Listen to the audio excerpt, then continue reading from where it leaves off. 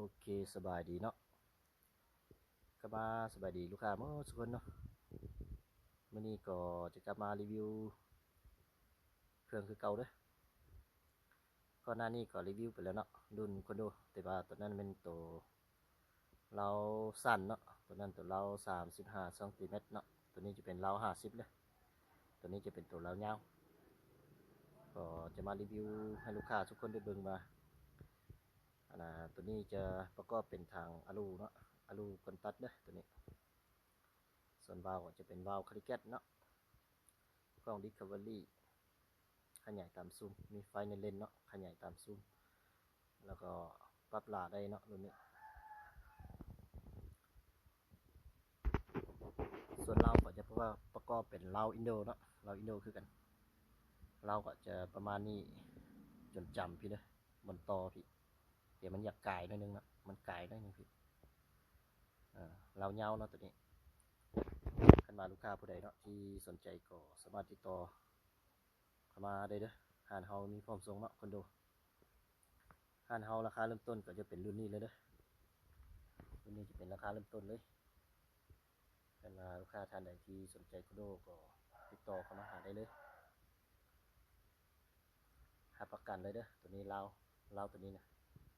ความแม่นยำนี่ความแม่นยำสูงเนาะตัวนี้เรื่องใช้งานก็ถือว่าโอเคเนาะเพราะว่ามันปล่อยลมซื่อๆเลยมันยิงได้ไกลเนาะระยะไกลเนาะส่วนอีกอันนึงก็ตัวนี้มันใส่โม่บ่ได้นะมีหลายๆลูกค้าก็ถามเข้ามาว่ารุ่นนี้มันใส่โม่ได้บ่สิเนาะอันนี้ก็จะมาบอกเด้อรุ่นนี้นี่ยิงทีละนัดเอาเด้อใส่โม่บ่ได้เนาะเป็นว่าลูกค้าผู้ใดที่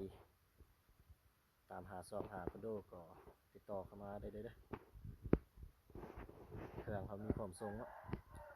คันว่าอยู่แขวงที่ใกล้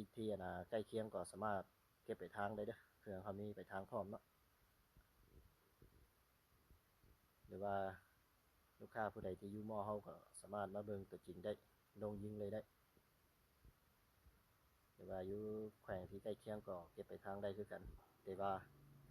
ก่อนจีฝากเครื่องในต้องได้โอนมัดจำกันเด้อ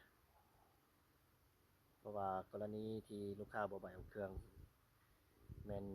จะมีค่าฝากเนาะจะมีค่าฝากคันว่าบ่ได้มัดจำก่อนทางเฮาก็ได้ใจค่าฝากอีกอยู่ละลาก็ตกไป4-5 แสนเนาะก็บอกให้ลูกค้าฮู้เนาะว่าก่อนที่ฝากเครื่องคันว่าเก็บไปทางต้องได้จำเงินประมาณ1 ล้านเนาะจำ1 ล้านเด้อโอเคคันว่าผู้ใดเนาะที่สนใจก็สามารถติดต่อได้เด้อเครื่องเขามีพร้อมส่งเนาะ